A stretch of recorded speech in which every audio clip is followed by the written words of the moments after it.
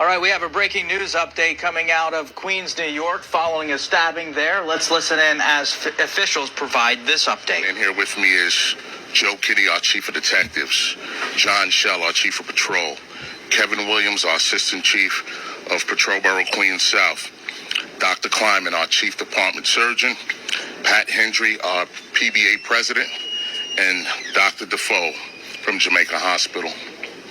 Now, before I get into the details of this terrible event this morning, I do want to thank Jamaica Hospital and Dr. Defoe for the treatment she gave our officers. Unfortunately, we're frequent customers here at Jamaica Hospital, and they're always extremely professional and to give our cops the best care. So thank you to Jamaica Hospital. But this morning, at about 5:10 a.m., in the Far Rockaway section of Queens, in the 101 precinct, members from the 101 precinct received a 911 call of assault in progress, where basically a young female caller stated that her cousin is killing her family members.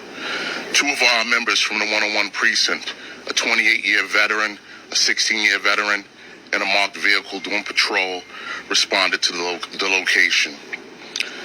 As they get to the location on East 22nd Street, and the specific address they were responding to was 467 22nd Street, the officers pull up to the block, and I just kind of want to set the stage for you.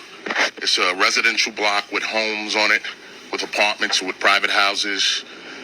But at this particular location, it's a driveway, and you go up the driveway, and when you get to the end of the driveway, there's another 4 or 5 private homes there, 2-family homes there.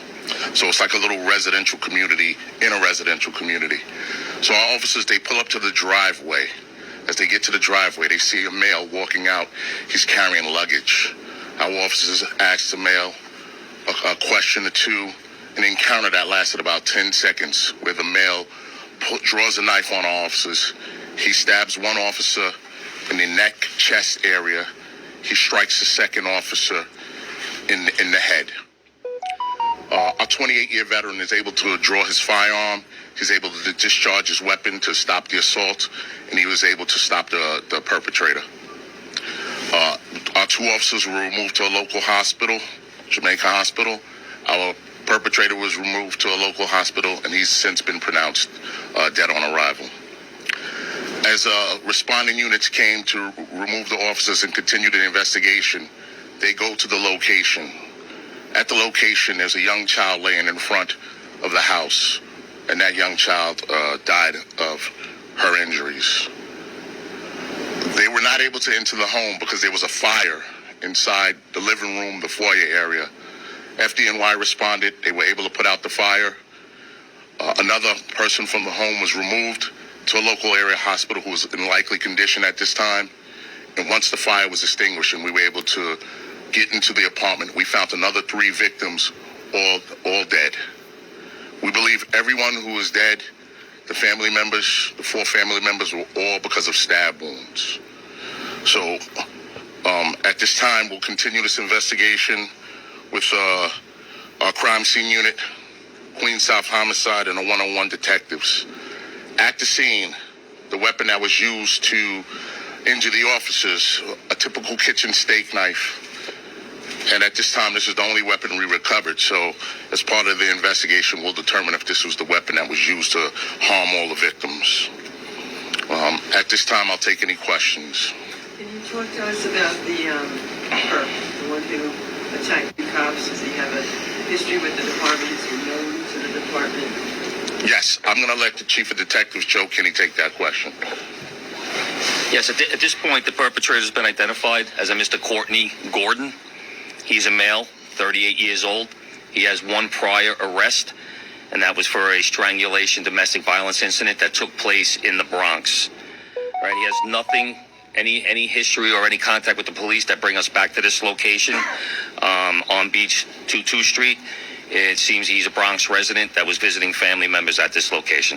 Do you know what triggered this rampage? At this point, no, we do not. We do have the 911 caller is back at the 101 station house being interviewed. They may be able to shed some light on what occurred, but at this point, it's still the investigation's ongoing. Do you have any ages or names on family members? We're not going to be releasing the names based on, we still have to make some notifications, but we have a male 12-year-old, a female 44-year-old, and a male in his 30s were found inside 2 back bedrooms of the location. You have the female 11-year-old was found in front of the location, transported to Cohen's Children's Hospital, where unfortunately she passed away. We have a female 61-year-old who is currently at Mount Sinai Hospital in likely condition, suffering from multiple stab wounds. Can you talk about the fire? What was used to create the fire? It seems that he lit the couch at the front of the location on fire as he was leaving. So it's all family. At this point, like I said, we're still going through. We're still vetting and confirming identifications, but it seems to all be family relations. Okay, last question. So you mentioned one still likely. So are there 3 family members dead? The stabber is another family member who's dead. And so there's one more in critical condition? You have one more in critical condition. You have 4 DOA, 1 in critical condition. You have the stabber, the perpetrator, is dead as well. Did he say anything to the police officers when you said there was a short exchange Yes. Yes. in the driveway? Yes. When the officers arrived to the location, they observed the male walking out with luggage. And the officers, they engaged him in basically a casual conversation. Hey, did you hear anything? Do you know what's going on? And the male kind of nodded, and then he drew a knife from off his person, and he immediately attacked both officers, slashing the first officer in the neck and the second officer in the head. How are they doing? They're doing all right. I mean, again, Dr. Defoe provided excellent care. Our department surgeon, Dr. Kleiman, is here. He's saying that they will walk out of here, that they'll be okay. But listen, these are 2, experienced police officers, a 28-year veteran, a 16-year veteran, working a midnight shift in the Rockaways. I really have to commend them. They did an excellent job. They could easily let this person walk past them with his luggage. Instead, they stopped, asked a couple of questions, tried to gain some intel before they walked right up in there. Unfortunately, they were met with the perpetrator in this incident. He went right at him. All right, before we close down, we're going to hear from PBA President. Okay, Shalom, giving all praises to Yahweh, Bahashem, Yahweh Shah, Bahashem, Rakah Kwadash, double honors to the apostles, the bishops and the elders of Great Millstone, and salutation you came out there that push this word in truth and in sincerity. We at the end of 2023 and approaching another pagan holiday that they call New Year's, which is not a new year because the beginning of the new year starts in spring, not in the dead of winter. So there's a lot of spirits out there. Major spirits are out there, and they jump on different individuals. Now, I had an encounter with an individual yesterday in the laundromat. This dude, it's obviously he had multiple demons on him, so I had to think for this cat. He approached me, and he asked me for a couple of dollars, in which I said I don't have. So the dude got kind of agitated and kind of brushed past me, but in the process of him brushing past me, he kind of bumped me. So I was like, yo, bro, you okay, man? I asked you for something and you ain't give it to me. I should crack your skull in. That's what he said to me. I said, is that right? Keep it moving, bro, because you don't want no problems. Keep it moving. Just take your scrawny looking ass the fuck out of here and go about your business. And that's what I told him. Whatever, man. He walked out. So there's spirits out there. There's spirits out there that you have to thank for these people. If you don't thank for these people, you may wind up finding yourself in a bad situation. It only takes 15 seconds to get into a lifetime of pain and misery, fucking with these demonic forces out here that jump on people. Because the demonic energy out here, it needs a host. So once that demonic entity jumps on a person, then they tend to react in a violent or harsh way. In this instance, in this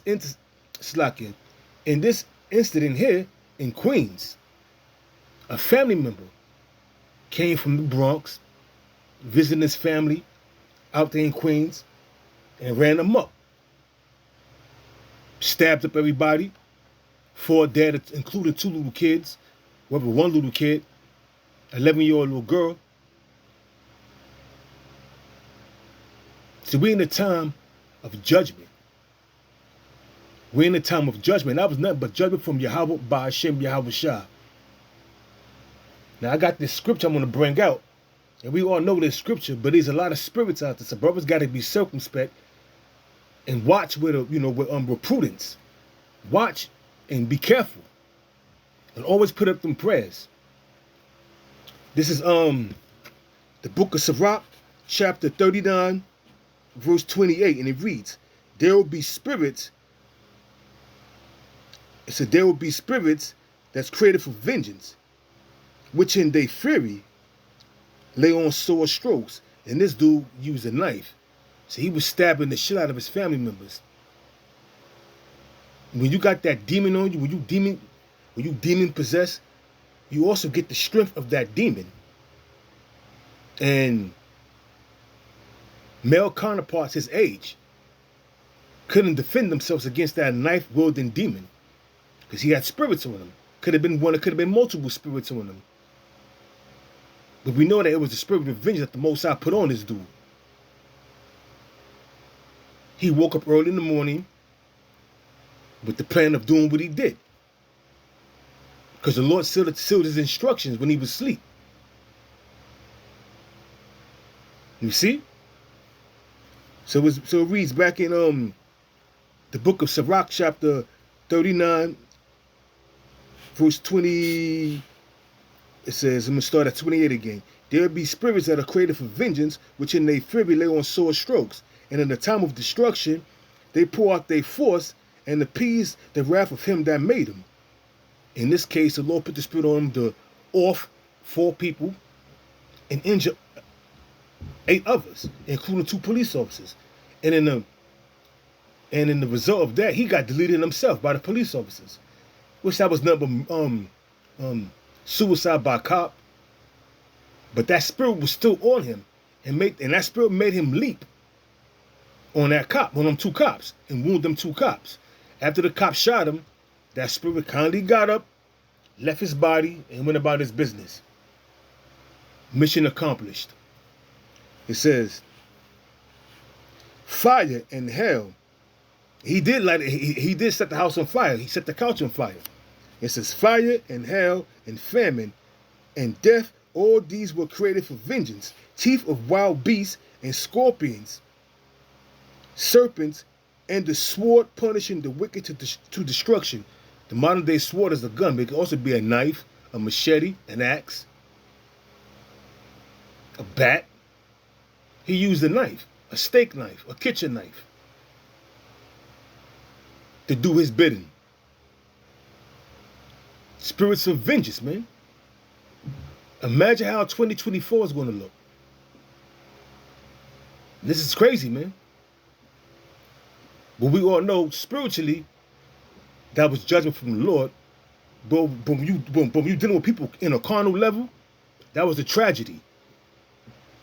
Something went wrong. What happened? What happened was the Lord put a spirit of vengeance on that dude to kill them people and injure his family members. You know? And it's crazy, but it's reality. You know, it's reality. And you're going to see more things like that. We're going to see more things occur like that because we're in the time of judgment. We're in the time of judgment, man. You know? And them people that got killed, even that 11-year-old girl, she wasn't innocent. Job chapter 4, verse 7. Remember, I pray thee, whoever perished being innocent. So that little girl, that 11-year-old girl that they found in the front of the entrance of the house, they transferred to the children's hospital. She died. She gave up the spirit because the Lord required her spirit. Now she's in the spirit world in her right mind. But she wasn't innocent. Something she did in her previous life. But that was her judgment. Well, a family member was going to kill her. It says, Back in Job chapter 4, verse 3, it's like in 4 verse 7. Remember, I pray thee, whoever perished being innocent, or where were the righteous cut off, even as I have seen, they that plow iniquity and sow wickedness reap the same. So you out there committing all kind of wickedness, whether in this life or your previous life, you're gonna be judged for it. You're gonna be judged for all your actions in this life, whether it's your previous life or in the life you're living now. You're gonna be judged for it. No one escapes the judgment of the Lord. No one escapes the judgment of the Lord. Always remember that. Because when judgment comes, it comes swift and brutally. It says, even as I have seen, they that plow iniquity and sow wickedness reap the same. By the blast of Yahweh they perish, and by the breath of his nostrils are they consumed. Just like that. They got put to death. And like I said, dealing on a carnal level is sad, because 11-year-old girl got put to death, but she wasn't innocent. That's what we gotta get. That's what we gotta understand. She was not innocent, and the Lord required her spirit. The Lord sanctioned her death. The Lord sanctioned her death. This is Deuteronomy chapter 32, verse 39. We always bring this scripture out because it's reality. It's the Lord is the one that's doing the killing, sanctioning the killing, sanctioning these people's death. Deuteronomy chapter 32, verse 39. See now that I, even I am he, and there's no God with me. I kill and I make alive, I wound and I heal. There's no other power but Yahweh while Yahweh Shah. It's not Jesus Christ. I don't know no fucking Jesus Christ. Fuck a Jesus Christ. It's not Buddha. It's not Allah. It's not the Kemet gods that these stupid niggas worship. The one who's doing the killing, his name is Yahweh, and his son name is Yahweh Shah. And his names, and he must be greatly feared. Them names must be praised, and he must be greatly feared. Because you see the end result of not fearing the Lord. Death and destruction, pain, anguish. It says,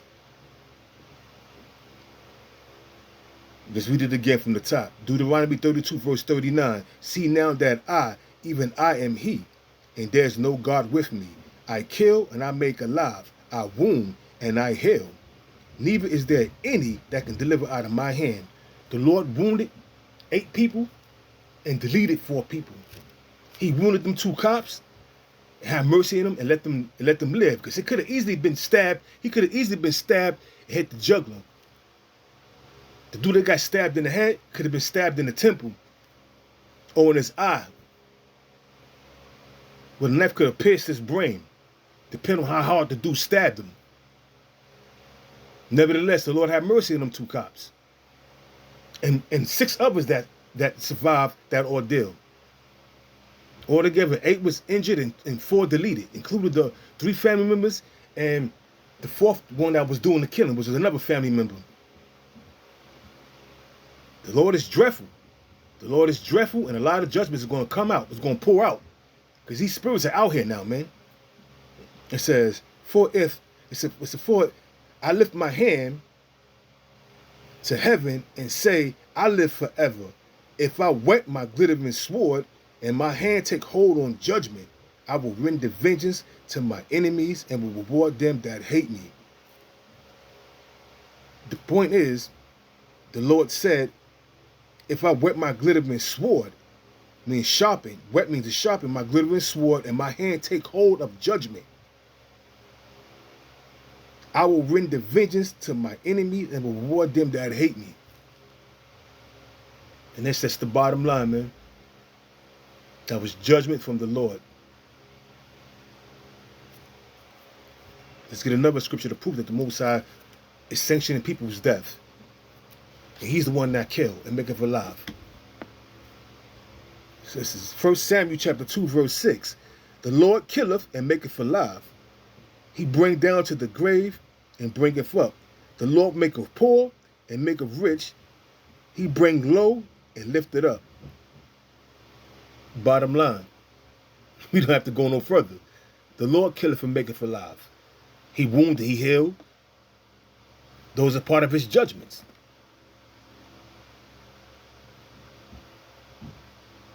Those are part of his judgment, man. Judgment goes forth every day. Yep. This is Psalms chapter 68, verse 20. He that is our power is the God of salvation, and unto the Lord Yahweh, the Lord, belongeth the issues from death. Yeah. Yeah. Nervous laugh, but reality. The Lord is the one doing the killing. That's why you got to stay prayed up and be immersed in these scriptures. Because when you're doing the work of the Lord will have a hedge around you. But if you out there committing all kind of wickedness, you open to the elements. So, in short, 4 people got deleted and 3 is in the hospital. Well, eight is in the hospital, and 2 police officers. At the result of a deranged, demonic-filled person. And the Lord put that spirit on them. To be that spirit of vengeance. They laid them sore strokes on his family members. Deleting 3 of them, including an 11-year-old girl. A lot of spirits are out there. These are certain things to consider. Stay prayed up. So I'm gonna close out the lesson. Just want to bring out a few scriptures. And I'm gonna give all praises once again to Yahweh, Bahashem, Yahweh Shah, Bahashem, Rakah Kodash. Double honors to the apostles, the bishops, the elders of Great Millstone. And salutation, you Akim, out there that push this word in truth and in sincerity. Shalom.